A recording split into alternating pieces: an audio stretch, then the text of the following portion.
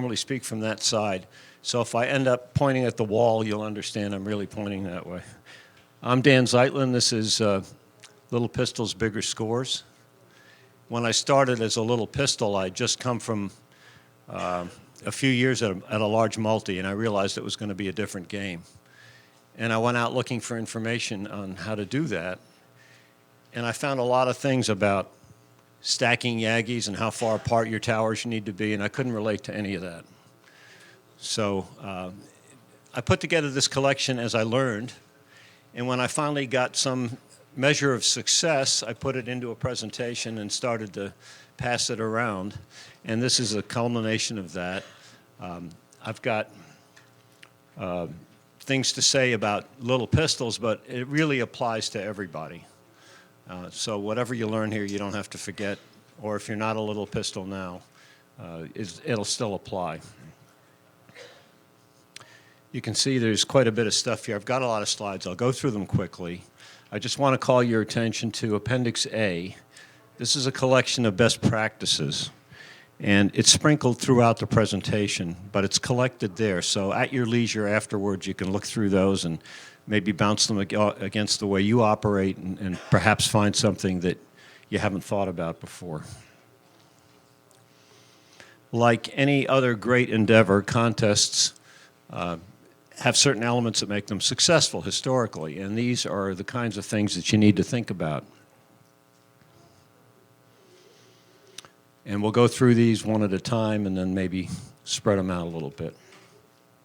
What do I mean about the right frame of mind? Well, the first thing is to remember that it really is a competition. We're a group of, are you going to tell me to stand somewhere else? Okay. We're a fraternal group inside this other fraternal group called Amateur Radio, and we're all friendly competitors, but it is a competition. Sometimes you forget about that. The thing that I remember the most about this is when I first started off at W3LPL, and I noticed that they were spotting stations, and I said, why on earth are you doing that? That helps your competitors.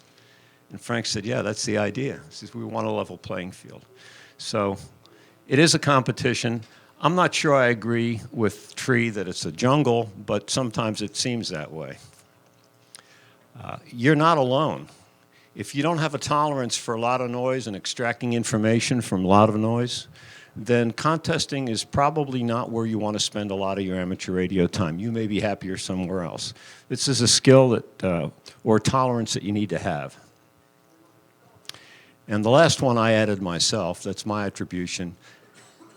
Even though you're not a big dog, you need to act and think like a big dog. And what that means is, mainly in your mind, understand that when you call a station, you're not the little peanut whistle and these other guys are going to trounce you. Go after him like he's going to hear you. When you're running, behave like a big station. How many times have you listened to somebody who's not very strong? Because you can never tell who's loud where in a contest. He's not very strong, but by the way he comports himself, you assume this guy's got a signal somewhere. And it's that kind of attitude and behavior that you need to have. Don't be shy. I'm not saying be a bully, but don't be at a disadvantage when you're calling stations or when you're running at thinking, oh, they're not hearing me real well, maybe I should move over here. Assert yourself a little bit. Sun Tzu thinks you ought to prepare in advance, and he's right. You need to give some thought to what's going to go on during the contest and how you're going to meet maybe some challenges. Have a strategy. You don't need to write it down. I do because I remember things that way.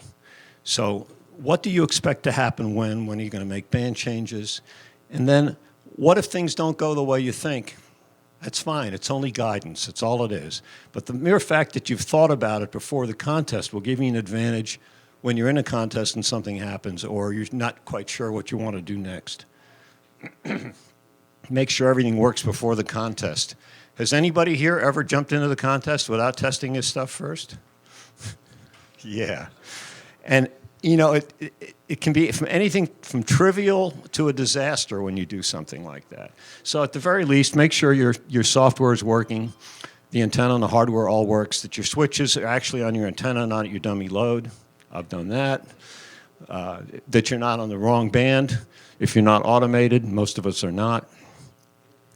Even things as simple as what my dog Bootsy has found out is sometimes a key stick. I've had to change keyboards before the contest. The other thing is to get out and listen to what conditions are like before the contest. Sometimes days before, at least the day of and the day of the contest and the day before. And that's something I learned from racing sailboats.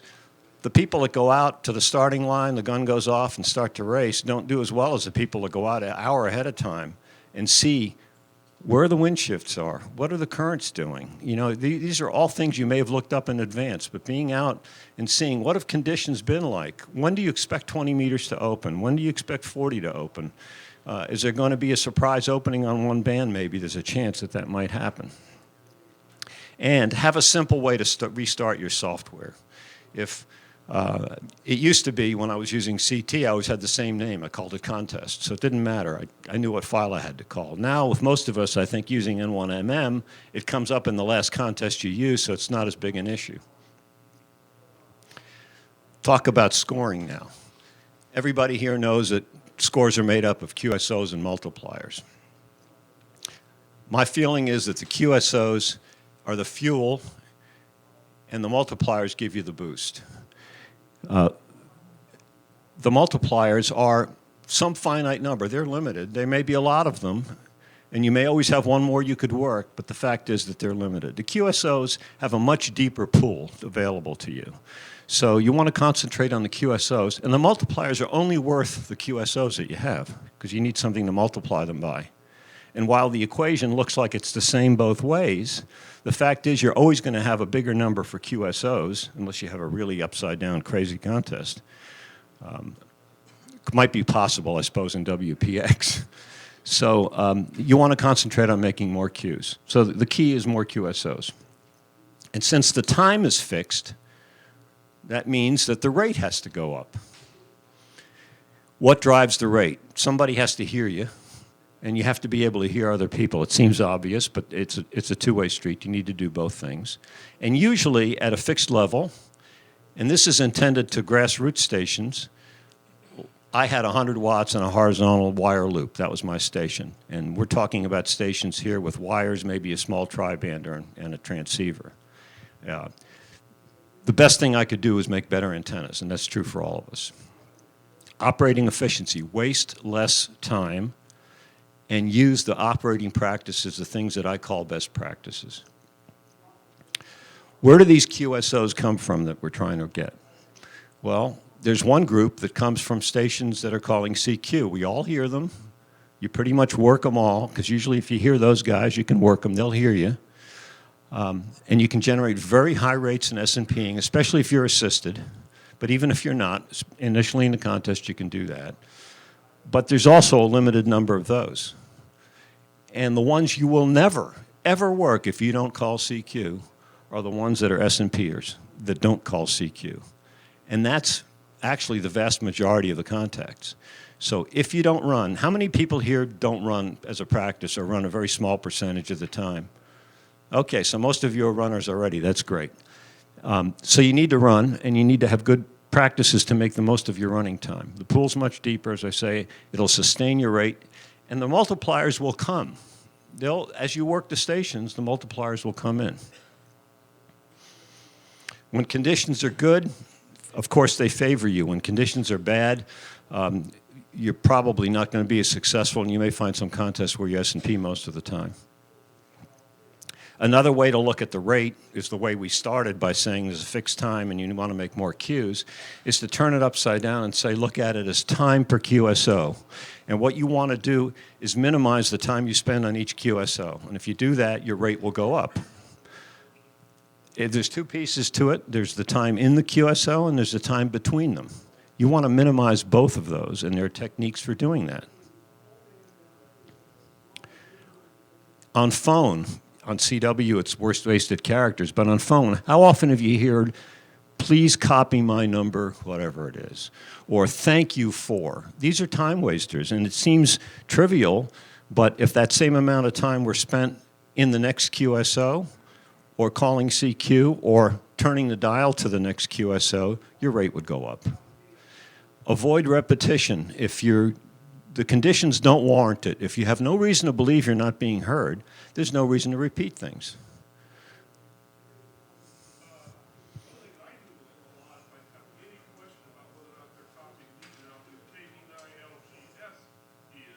Sure. Well, you'll have given, if you're a runner, you'll be giving their call anyway. If you're a S&P-er and you've called them and they call you back, I assume they know who they're listening to. I don't waste my time with giving their call sign. Now, if conditions are really bad and there's another guy and he sounds like you, but you have no reason to believe that unless they're having difficulty and they tell you so. So I wouldn't do that. That's me. Avoid repetition, yeah. Fills. If somebody asks you for a fill and they say, what's your state? Don't send the whole exchange. Just because you have a key that's programmed that way, that's not the reason to do that. If your keys are programmed that way, then you better fix them so that you can send one piece of information at a time. But only give what's asked for and try to figure out why he can't hear you. If it's just a fluke, giving the information once is fine. But if it's not, you can repeat it a few times. There are two reasons why giving more information is bad. One of them is obviously it's stuff he's already heard, so you're wasting time. But the other one is that if he's only hearing you part of the time, if there's QSB, if there's periodic interference, which is why he's asked you to send your state again, if you waste time sending things that he already knows, those might be the clear parts of the transmission. So that, boy, he gets your name again, he gets the number again, and there's that station coming in just when you give him what he needs. So you're better off giving him your state, Maryland, Maryland, Maryland, 3 times than you are giving him the whole exchange once. Before you pass your information, if you're missing anything from the station, or a runner in particular, you want to ask him for the fill, because you may never get it afterwards. Saving time between QSOs when you're S&Ping. You only need to give your call once. Unless conditions are really bad and you're just not having any luck doing that. The key is timing it, though. Put your call in at the right time. And remember, you're a big dog. If you hesitate too long, he'll be in the next QSO before you say anything. So jump in early, not necessarily be the first guy to call, but be in that first bunch, or you're going to sit on the sidelines for a long time. Don't send a partial call. Don't tail end with just your last call letters or AJ or WE. All that will do is trigger an extra transmission if he even decides to call you. K3ZO has a rule of twice. He says if you're S&Ping and somebody does an ID after 2 transmissions, move on. If he doesn't respond to you after 2 calls, move on. 2 might be ambitious for you, depending on the day and the conditions. Maybe it's 3. But pick a number and then commit yourself to it. Don't violate your rule, because you'll sit there and one more time. You've had time invested in it, that's fine. Throw it away and get on to the next one. It's a sunk cost. It could be a multiplier that you really want. Another trap. Losing rate because you're sitting around waiting for a multiplier. If he's that attractive, he's not going away. There are times when you want to do that, but you need to really think it through. And use your band map. Even if you're unassisted, everybody here is probably aware of that, or most of you, you can still put stations in your band map. So if you've gone to them, the pileup's too big. You're not going to waste your time. Put them in the band map and keep going.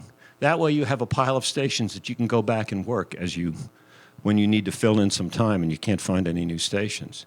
It's really important. I mean, that's a big deal. Put stations in the band map that you haven't worked yet. When you're running, no wasted words. Exactly the same as the S&P case. Please copy my number. There's no room for that. Fills, only ask for what you need. Asking for give me everything is not usually a great idea, but it has a lot to do with why you're asking them for the information. Only you know what the reason was you didn't get it. But think about that before you ask them for everything. My preference is one thing at a time. You ask them for one at a time, you get one at a time back, and it's done. Rule of twice again when you're running. You don't want to break your run to pull somebody through. Twice, I think, is a fair number of times if there's people waiting. Clearly, during the end of the contest on one of the low bands and your rate is down to 12, you can afford the time to pull anybody through. But if you're having a successful run and you know there's people piled up waiting, you don't want to do that. And the reason for being efficient when you're a runner is that there's other stations out there that understand that time is of the essence. And some of them will leave if you don't call them at all. Like the first time you come back to somebody else, they're gone. Many of them will wait one more time if they see that you're efficient. But if they see you're wasting time, they're also gone. So you need to give the appearance and actually be efficient when you operate in order not to lose these guys you have on the hook. Have you ever called CQ and had maybe 4 guys come back, and after you worked the first one, the rest of them are all gone? Has that happened to you? It's happened to me. And I realized it was because I wasn't quick enough. The guy said, you know, this is going to take me forever. I'm getting out of here and making another contact. Yeah.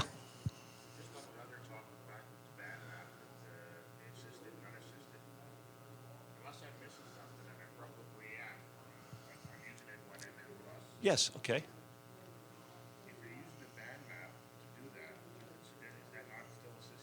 Not if the band map is not populated with spots coming from the telnet cluster. No. Oh, that's the key. Yeah, if you sign yourself up as a single op unassisted, N1MM will not connect you. So you're fine. And as if you're SMPing, you're putting things in. You know, you'll start off with a blank band map, and actually with N1MM, if you put the option. Put it on my band map when I tune or something like that, when I leave the frequency. As soon as you type it in, when you leave, it'll populate the band map for you.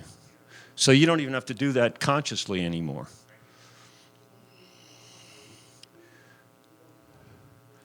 Okay, if you hear other people calling in concert with this not wanting people to fly away or run away, keep them on the hook, you need to speed up.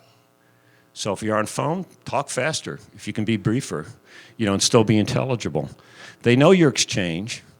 Even if it's a serial contest, they probably know what number's coming next. You know, they can add a number. So be quick, because you'll lose the guys that are impatient. When you're running between QSOs, you need to moderate what you put out there. Calling CQ each time, of course, doesn't make any sense. So if there are a group of stations working, the quickest thing to do is say thanks or TU on CW or Roger or 73, and that's it. If you don't hear somebody, I use a progression. I'll say thanks. I hear nothing. Thanks, K3AU. Nothing. K3AU contest. Nothing. CQ contest, K3AU, Kilo 3 Alpha United contest. So it gets longer as I'm not getting responses. But if I know there's people out there and my rate is up and I'm getting responses, I keep it as short as possible. What, standing by?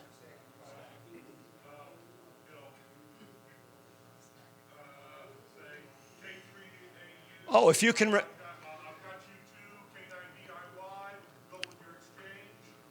I wouldn't do that, but I might say K3 DIY, make the exchange as fast as I can, and then call K3AU if that's the station.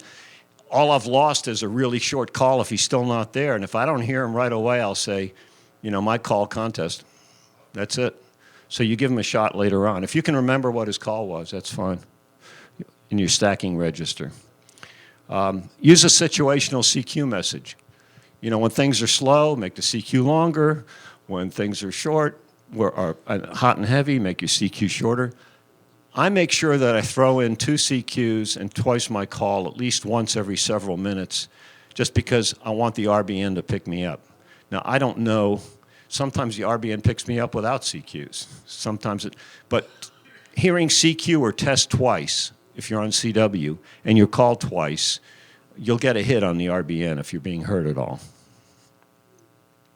Back to the strategy we talked about earlier. Think about propagation.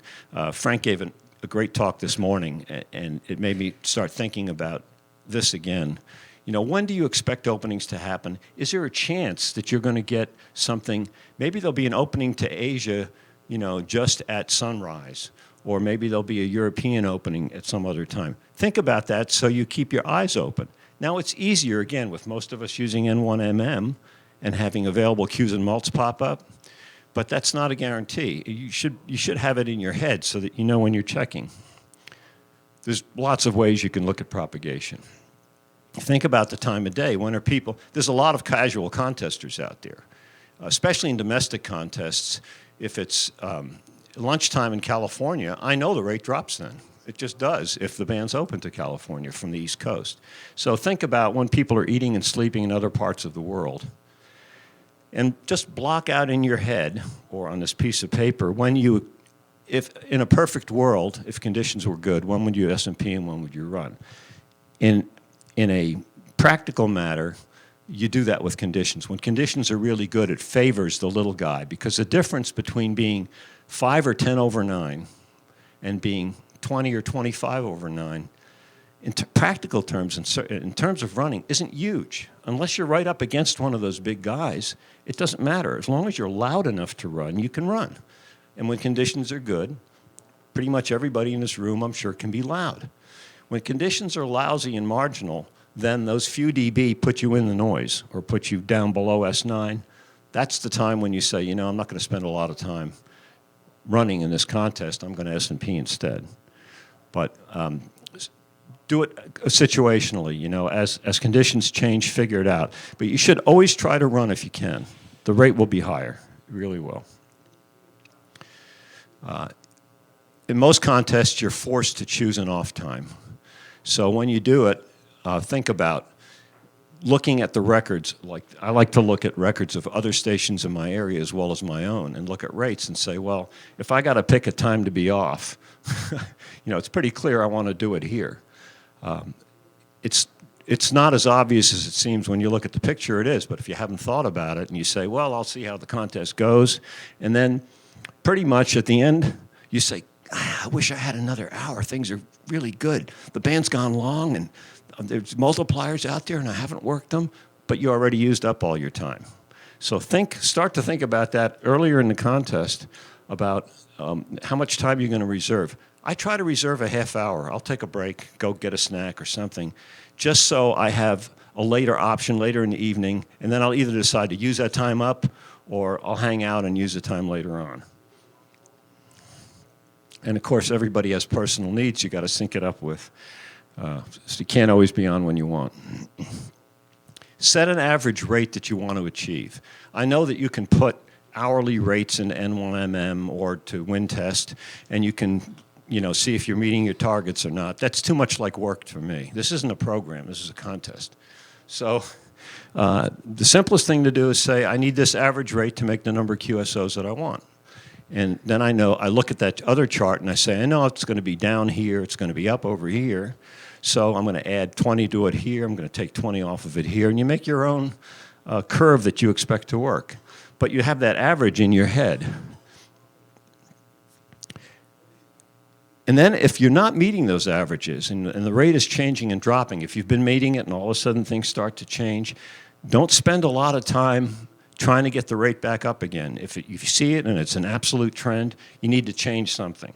You know, whether it's one of these things or your shirt, your clothing, it doesn't matter. Just change something. Station improvements.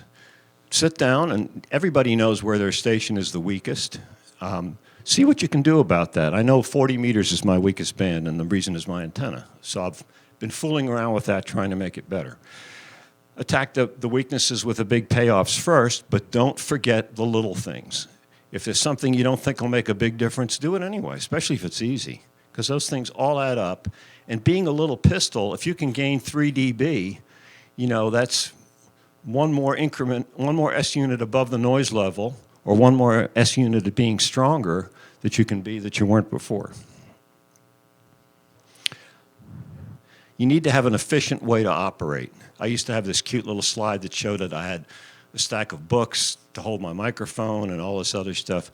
Make sure you're properly equipped. I mean, this is your hobby, and your objective is to do well. A foot switch works in both modes, by the way, both on CW and on phone. All of these things are pretty self-evident, but if you don't have all of them, then you think about adding them. And the added benefit of this is when you're operating every day, you're not in a contest, it's so much easier because you're willing to do this on a daily basis, but in a contest, this will wear you out. So make the change and you'll enjoy it on a daily basis too. Antennas are probably the biggest change for the positive that you can make. So I live on a very small piece of property, and I've had to look at everything I could possibly use, and I've helped other people do the same thing where they are. So look at these things. What can you do? If you can put up monobanders instead of a multiband antenna, that's almost always a positive change. I started out with a big horizontal loop, and I thought it worked really well. And then I started replacing that loop with monobanders and found out each time I made the change, it got better. So now I've used up all my property lines and all my capital with my wife, and I have wires strung all over, but I have monobanders on every band except I have a small tri-bander I finally added underneath the trees, encased by all the wires. Do they interact? Of course they do, but it's the best I can do in the property that I have. Consider adding a receive antenna. If you have trouble on 80 and 160, consider adding any kind of a receive antenna that might give you a small gain. I mentioned 160. If you don't, who works 160 now? Okay, so a significant number don't. Put up anything that will load up on 160 and make QSOs because they're extra multipliers. You may make a few more Qs, but you'll get multipliers for sure. It was a huge change for me when I did that. This is just a little slide of my farmette. It's not a big property, 75 by 125, but I've got an antenna here, I've got an antenna here, an antenna here, and in the middle of that mess, I have another antenna. And I've put up a receiving loop up here, hidden by the trees, but I take it down in the summertime, so my wife doesn't get too upset with me. As far as your software is concerned, is everybody here hooked up to their computer software? They should be. Make sure that all the keying interfaces work, that your radio interfaces work. You don't want to be logging the wrong band or the wrong time just because you forgot to change something on your logging software. This past weekend, we did a field operation, NSS, and originally we were going to hook up computers and not hook them to the radios because we were in single bands, but we might switch the radios. And I've been through that before. It's a nightmare. About 40 QSOs into a new band, you look over and you see it's on the old band. So make sure all the interfaces are hooked up. If you don't have them, make them or buy them. When you're setting up your program, the names may be different, but these functions really ought to be in this way. You want to work dupes. If you don't work a dupe, you may not be in his log. You may have thought you worked him before, but he was working somebody else. And it takes longer to chase somebody away than just work them again. With some exceptions, like I wouldn't want to do that in a contest with a very long exchange. But even so, the first time, work him again. Or maybe the third time he calls you, it's time to tell him he's a dupe. When you're running. Oh yeah, when you're running. The most frustrating thing is to call somebody that's not in your log, that is running, and tell you, I'm not going to work you again because you're a dupe. And my answer to that is, you're not in my log. That's the one thing to say to them. When they tell you you're a dupe, you're not in my log, and they'll work you. I know one of the most helpful things that the bigger stations do for me is if they say dupe, instead of saying you're a dupe at 900 hours. All of a sudden, I can go back and see what happened. Yeah, and that's nice when they do that. Then you can figure that out. But they still may not have worked you. They may have worked somebody else. So I try to push them to work me. The spotting network is very strategic. You decide if that's a class you want to operate in, what's the competition, how strong do you feel about that, whether you want to be assisted or not. One danger of the spotting network is you'll see all the mults show up, and if you start chasing mults and forget about keeping your rate up, you'll suffer for it. I find these the most useful features. Most useful features for me. Available cues and mults, I think, is terrific. I was using WinTest after I stopped using CT, and I found in a multi it's very nice, but when I'm a single op, I get the most help out of this available cues and mults and N1MM. I think it's really good. There's other reasons, too. I like it better. Practice. That was one of the first bullets we put up. Practice is important. Another thing I noticed sailboat racing is the guys that went out several nights a week or afternoons and went through doing the same thing over and over and over again did it much better when the race was on. So you should practice, yeah. Yeah, it is. So make sure the contest is not the time that you try something out. We talked about don't get on the air without everything checked. I use N1MM daily, and I forced myself to do that because that way I learn the bugs and the quirks, and things become more automatic for me. I did that with the last logging program. I'll do that with the next one. It's just something that will help you. And you can create an ADIF if you prefer to put the log into some other format later in some other program. But if you use it every day, use it the week before a contest, you'll be much better and you'll know what keys to push. And you'll also learn what features you can exploit in it that you haven't used before. And be comfortable with running techniques. If you're not running a lot, if you're just running a small percentage of the time now, put in more time practicing running. Morse Runner is nice, but it's much better to get on the air. And on a day when conditions are good, on your best band, point your antenna somewhere you're going to get answers. Europe is a really good place to do this. Point it to Europe on 20 meters on a day when conditions are good, and start running stations, and you'll promote that by calling CQ quickly and working them in run style, 599, thanks. They'll get the idea, and pretty soon, if you're lucky, you'll have a pileup running, but you'll get used to it in the real world.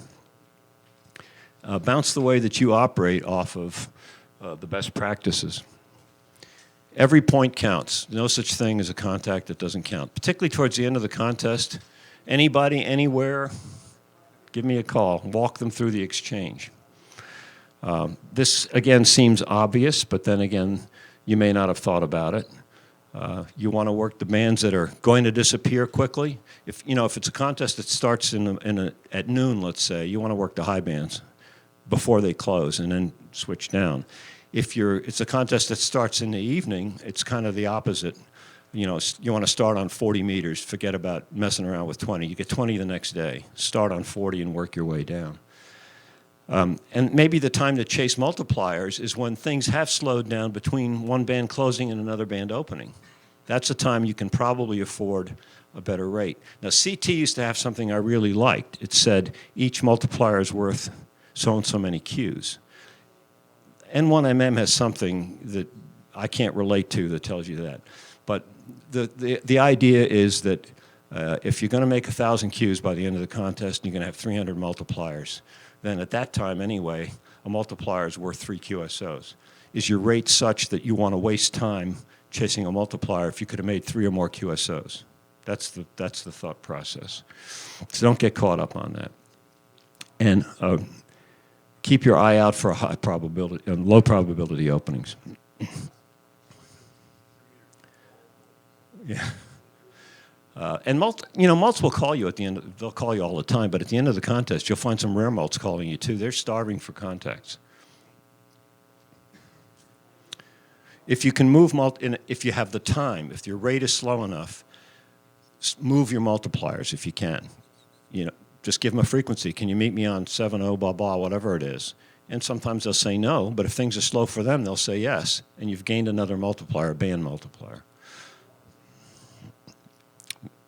This is probably the key to the whole business of keeping time down in the QSO.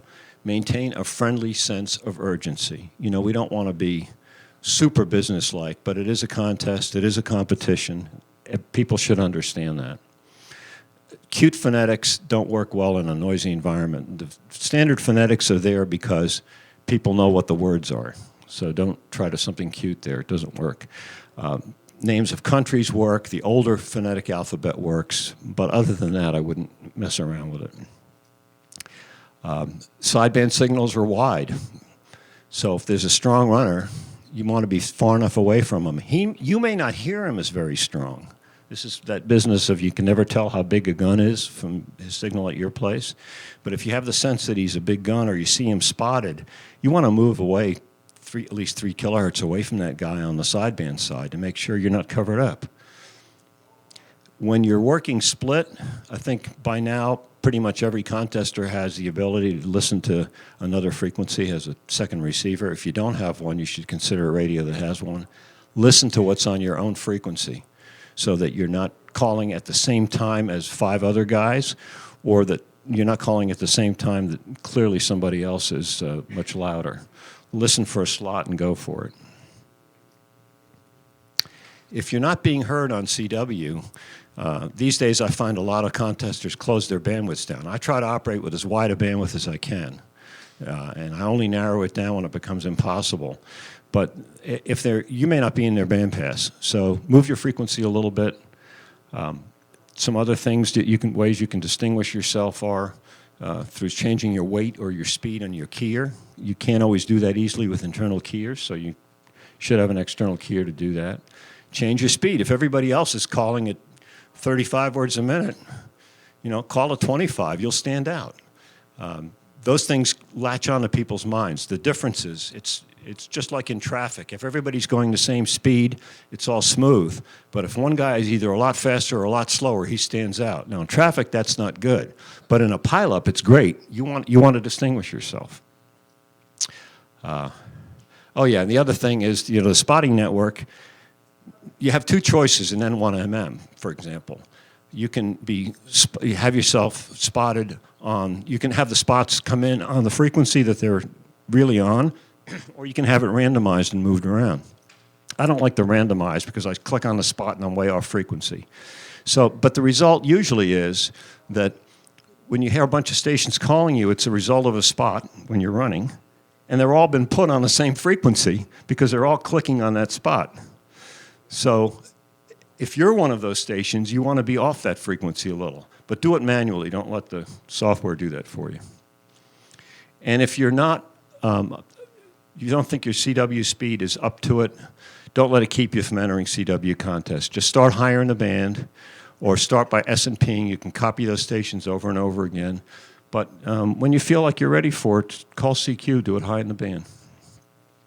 Verify the call sign. The spotting network is full of busted calls. It's full of callers replacing runners, different wrong call signs on the frequencies. You really need to verify and put in the log what you've actually heard, even if it means you got to stick around a little bit longer. I'll often call a station on speculation thinking I know who it might be. I haven't worked them before. But then I have to wait to get his call, and that's sometimes worthwhile. But if you have to wait too long, you may not want to.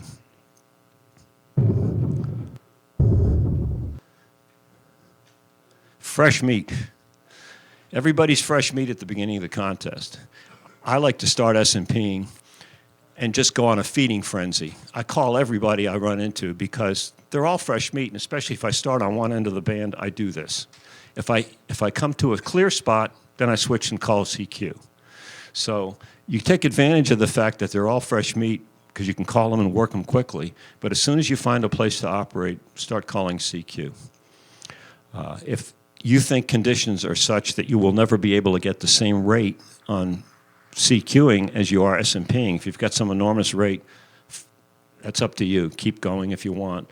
But those clear spots are few and far between, and if you find one with this technique, my advice would be give it a go. If the CQ doesn't work out, you can always keep going.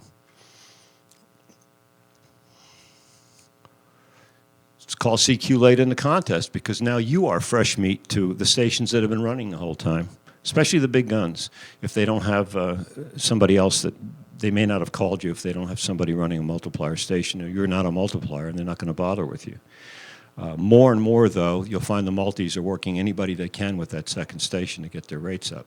Still, at the end of the contest, lots of single operators that have not worked you and have been calling CQ are out there, and you'll be fresh meat. Just stay put. And some of them will be multipliers, which is kind of nice. If you hear a DX station on a band that's pretty much closed, you don't hear anything else, and you hear this guy, and he's just above the noise. He's, marginally weak, I'll call, or marginally strong. Don't waste your time. You can call him once if you want. But this is somebody with enormous ERP that's opening the band. And as a little pistol, for sure, they're not going to hear you. When the band is active, I mentioned this before, when things are good, call CQ. Don't mess around with S&Ping just because you see a lot of spots. Find a spot and start calling. Those spots being out there are also an indicator of activity on the band. So that should be a place that you migrate and start to call CQ. So when the bands are totally dead, you want to call CQ, or when they're worked out, which is kind of at the end of the contest. Mentioned this before, use the widest IF bandwidth you can stand. Always work dupes, we talked about that, and speed up if you can. Send a full exchange with a partial call. If you only snagged a call fragment, and that happens often when you're calling CQ, come back with a full exchange. I may see 4D, I heard Mark, but I only heard 4D. I say 4D 59 Maryland. He knows I'm calling him. He's going to call me back, and he's going to make sure I've got his call right. 90% of the time that works. Don't ask, who is the 4D? Because that's just another exchange. If you're confident you'll be able to get him when the other stations are off, then that's the way you should respond. If you didn't hear him because conditions are terrible and he was in the noise, then you've got to get his call clarified. But if you've heard him, if you've just pulled him out of a bunch of stations that are all loud, give him his call fragment, give him the complete exchange. And make sure you send the right call at the end of the exchange. If you're working CW, as soon as the call sign's in your head, push that exchange button and then type in the rest of it ahead of the transmit buffer. It does two things. It gives the other station a feeling that you really got him and you're going fast, and he's apt to try to accelerate things because he hears you're calling him the second he stops sending. But it also speeds up that time speeds up the time in the QSO that you're trying to do. If somebody else calls CQ on your frequency, try to nudge him out of the way, not by moving, but by asking him to move. Again, if you're assertive with your big dog attitude, you may get him to move. Don't get into a frequency fight. If that doesn't work, try moving a smidge, move a little bit. If not, you've got to leave because it's unproductive for you to be in a frequency fight. And you never want to let a jammer know that what he's doing is working. Wow, that was quick. I blasted through it pretty quickly. Any questions? Yeah. I got one really big comment that will, I think it'll help a lot of folks when they don't realize how much they're leaving on the table. And that's the simplest thing you can do in a contest is keep your butt in the chair. More than anything else, if you look at the course of a contest for a little pistol or moderately big pistol like I am, I look at the end of the contest and I know the way my body is and so on and so forth. I can't do more than about 33 to 35 hours. And I realize if I could just do that 35th hour, that 36th hour in CQ World War, I'm going to go from being third in my division to second or maybe the first in my division. Yeah. Keep the butt in the chair. Well, butt in chair just means more time, more QSOs at the rate that you sustain. So if you have a limited time, which is where we started, try to do these things. I did want to go over this. Make sure that after the contest is over that you look at what you've done. What could you have done differently, like spend more time in the chair? And then compare your results with local contesters. Was there an opening that you missed? Oh, God, I should have been on 40 earlier. Look at what happened. And that's the benefit of looking at other local results and other rates. You could record the contest. Talked about this in the ethics discussion earlier today, but don't use it to alter your log. This is something long-term you can look at and see where you might have made mistakes.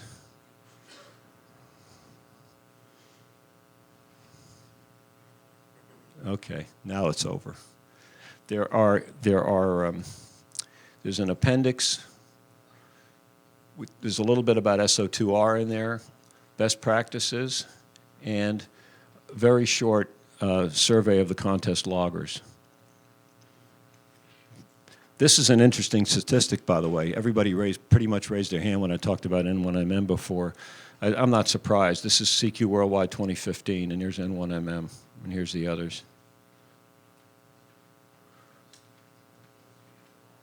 Some Yes. of your best Yeah. We're on the slides, is it different? Yeah. The rate time efficiency slides? Well, Some things in there that don't appear to well, what, do we have access to those? I'm not sure what the, well, that's in the book. I mean, No, the ones in the book are not the same. oh, you want the access to these? Yeah, these will be posted. I'm sorry, I thought you meant it the other way around, that I left things out. No, I think I just reordered these, but in any case, these are going to be what's posted on the web as being the slides that were shown here at CTU. Yeah. I'm sorry I had to change some of them. It just didn't flow well when I first gave it. Anything else? Yes. One question for you. Late afternoon, you're going from 15 to 20. Europe is just out of 15. 20 is becoming the big band. You're on phone. How do you find that run frequency if you're not running stacks and 1.5? How do you do it? Well, now you want magic. I do it. The only way I know to do it, and this is two ways. I S&P until I happen into a spot. And I'll tell you this, and the ethics people might not like it, but I start to call CQ right away. And if there's somebody on there, he'll let me know. And if there's nobody on there and I said QRL, anybody using this frequency, the other words for that are, this frequency is clear, anybody want to use it? Yeah, so And when I do, it's always somebody local who's in my schedule. the guys with waterfalls and spectrum displays will tell you, oh, it'll be obvious on there. All I see is the same continuous spectrum. So there's no magic to that. If you could figure out a way to find a clear spot, you could sell it. I don't know how to do that. But you know, when you can't, the thing is not to sit there and worry about it. The thing is to just spin the dial and keep making QSOs. You know, don't sit there and stew about the fact you can't find a spot. Is it better in your mind to change bands too early to set up on, say, 23? No, because you're settling for a lower rate. The time to change is when the rate falls off. Now, on the other way, if you think that there's an opening that isn't going to persist, and you're going to snag some mults up there and make some, jump up, do your dirty work, and get back down on the band that's the money band for you. Rate is king. Rate is king. Chasing mults is generally not productive, except for maybe late in the contest. And time again, I've done that to myself in the early days, and I've learned that lesson. I don't do it anymore. The question is, if you want to go in with the mindset that rate is king, you have to balance that. You know, would I be better trying to run, or am I just going to keep hitting the blue ones and Look at your target rate. Are you achieving it? Are you exceeding it? You have to make that decision. But my feeling is, if the band is hot, you're better off calling CQ because you're in control of the rate. You're not in control of the rate when you're S&Ping. And there's going to be stations that are too slow for you, and you're going to move on. Well, you'll have to work harder at it. And that's why I like the combination of S&Ping, and the second I see a clear spot, it's CQ time. I don't know any better way to do that. Any other questions? Just wanted to comment Yeah. for people who are new, make sure you check out the announced contest operations before the contest. That helps you out with not busting some calls, plus it shows who you're playing. Announced NG3's announced station operations. Oh, just looking at other operations, yeah. Yeah, I mean, there's a whole bunch of tricks to do with the logger, but we couldn't, this isn't the forum for that. This afternoon, there will be a little pistols forum. It's a half-hour discussion. That's the time. If you have other things you want to share or you want to discuss, that's the time for it. Thank you.